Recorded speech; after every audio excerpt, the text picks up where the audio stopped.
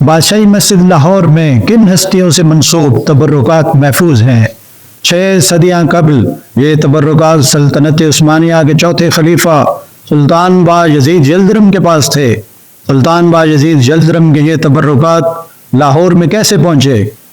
سکھوں نے پنجاب میں فتوحات حاصل کی تو یہ تبرکات ان کی تعویل میں کیسے آئے؟ سکھوں نے ان تبرکات سے متعلق کیا کرامت دیکھی جو ان کی حفاظت دل و جان سے کرنے لگے؟ ان تبرکات میں کون کون سی چیزیں شامل ہیں اور ان کی حفاظت کے کیا انتظامات کیے جا رہے ہیں؟ میں ہوں ناصر اوان اور ہم تلاش کریں گے ان سوالوں کے جواب آج کی اس ویڈیو میں۔ بادشاہی مسجد لاہور کے مرکزی دروازے کے ساتھ ڈیوڑی کے اوپر کمرے بنے ہوئے ہیں۔ کبھی یہاں مسجد کے خطیب رہا کرتے تھے۔ آج کل ان کمروں میں تبرکات رکھی ہوئی ہیں۔ ان میں حضور اکرم خاتم النبیین حضرت محمد صلی اللہ علیہ وآلہ وسلم، حضرت علی کرم اللہ وجہہ، حضرت سیدۃ النساء بی بی فاطمہ رضی اللہ تعالی عنہا، حضرت امام حسین رضی اللہ تعالی عنہ اور حضرت عبد القادر جیلانی رحمۃ اللہ علیہ سے منسوب تبرکات ہیں۔ ان تبرکات کی تاریخ انتہائی دلچسپ ہے۔ یہ تاریخ نقوش کے لاہور نمبر میں سید محمد لطیف کی کتاب تاریخ لاہور کے حوالے سے درج ہے۔ امیر تیمور عظیم فاتح گزرا ہے۔ اس کا شمار سکندر اعظم اور چنگیز خان جیسے فاتحین میں ہوتا ہے۔ امیر تیمور نے 1400 عیسوی میں دمشق فتح کیا تو وہاں کے سادات اس کی خدمت میں حاضر ہوئے اور زر و جواہرات کے ساتھ کچھ نایاب اور نادر تبرکات بھی پیش کیے۔ امیر تیمور نے ان تبرکات کو سر آنکھوں پر رکھا۔ 1-2 سال بعد امیر تیمور نے چوتھے عثمانی خلیفہ باجزید جلدرم کو شکست دی تو اس نے بھی چند تبرکات اس کی خدمت میں پیش کیے۔ امیر تیمور یہ تبرکات لے کر اپنے پائے تخت سمرقند واپس چلا آیا۔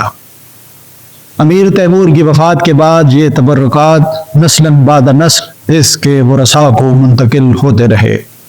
برصغیر میں مولیہ سلطنت کے بانی ظہیر الدین محمد بابر امیر تیمور کی 5ویں نسل سے تھے۔ ظہیر الدین محمد بابر ان تبرکات کا وارث ٹھہرا۔ بابر نے ہندوستان کو فتح کیا تو وہ یہ تبرکات اپنے ساتھ ہندوستان لے آیا۔ یہ تبرکات بابر کے وارثوں میں ایک کے بعد دوسرے کو منتقل ہوتے ہوئے مغل شہنشاہ محمد شاہ تک پہنچے۔ محمد شاہ رنگیلا کا دور مغلیہ سلطنت کے زوال اور قسم پرسی کا دور تھا۔ محمد شاہ کی وفات کے بعد یہ تبرکات اس کی ملکہ زمانی کی تحویل میں آ گئے۔ ملکہ زمانی یہ تبرکات لے کر اپنی جموں کی جاگیر میں چلی آئی۔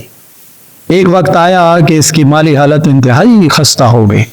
اس وقت اس نے یہ تبرکات پیر محمد چٹھا اور شاہ محمد کے ہاتھ 80,000 روپے میں فروخت کر دیے۔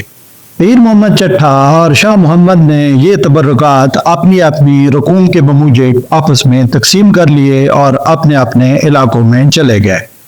پیر محمد چٹھا کا تعلق رسول نگر سے تھا۔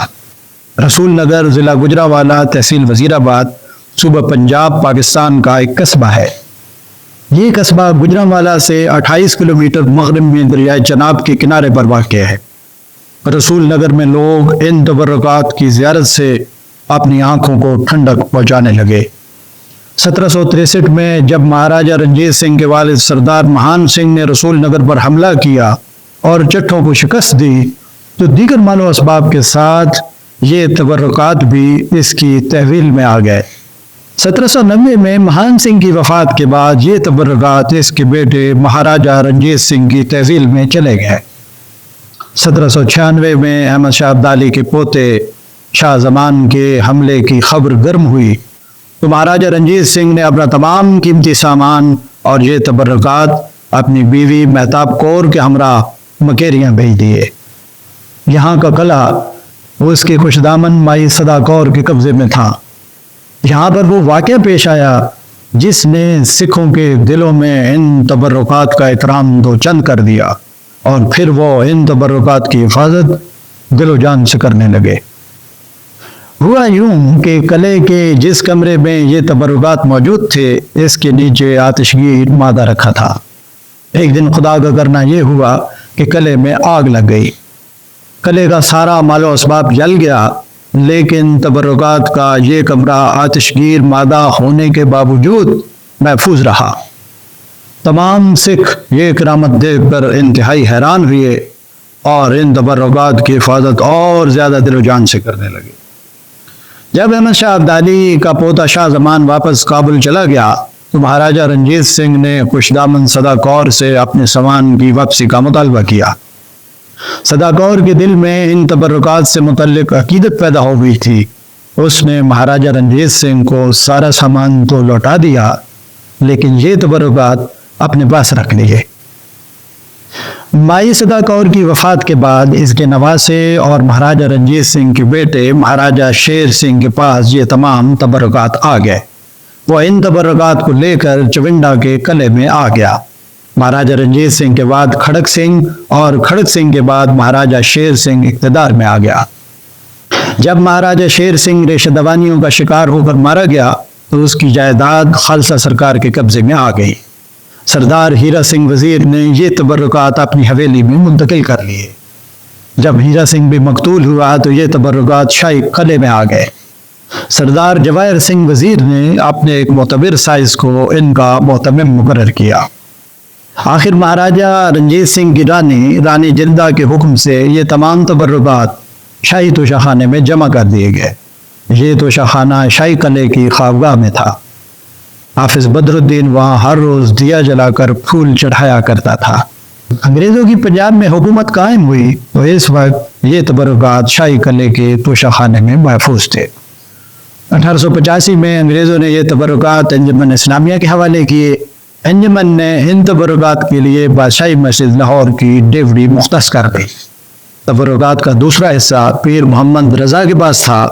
فقیر نور الدین نے تبرکات کا وہ حصہ خرید کر مسلمانوں کے لیے وقف کر دیا۔ چنانچہ تمام تبرکات اکٹھے ہو کر شاہی مسجد کی ڈیوڑی میں آج تک موجود ہے۔ ان تبرکات میں ایک تو حضور اکرم خاتم النبیین حضرت محمد صلی اللہ علیہ وسلم کا سبز امامہ مع ٹوپی ہے، ایک سبز جبہ، نالین، نقش قدم مبارک، سفید علم جس پر قرآن پاک کی آیات منقوش ہے، حضرت علی کرم اللہ وجہہ کے قرآن پاک کا سپارہ اول بخط کوفی، امامہ مع کلاه، حضرت امام حسین رضی اللہ تعالیٰ عنہ کا سندلی امامہ، کلاه، علم اور رومال خون آلودہ، حضرت عبدالقادر جیلانی رحمۃ اللہ علیہ کا امامہ، لحاف اور جائے نماز، کربلائے معلیٰ کی سرخ مٹی، حضرت اویس کرنی رضی اللہ تعالیٰ عنہ کا شکستہ داند اور دیگر بہت سے تبرکات شامل ہے۔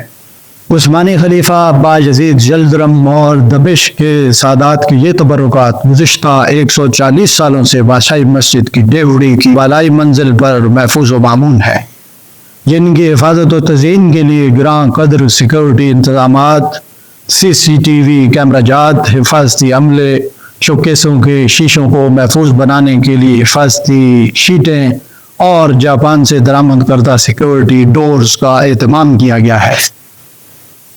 ان تبرکات کی حفاظت محکمہ آثار قدیمہ کی ذمہ داری ہے۔ ان تبرکات کو موسموں کی شدت سے محفوظ و مامون بنانے کے لیے اور نمی وغیرہ سے بچانے کے لیے خصوصی اقدامات ہوتے ہیں۔ بادشاہی مسجد میں بین الاقوامی معیار کی حامل نئی تبرکات گیلری کی تشکیل کا آغاز بھی کر دیا گیا ہے۔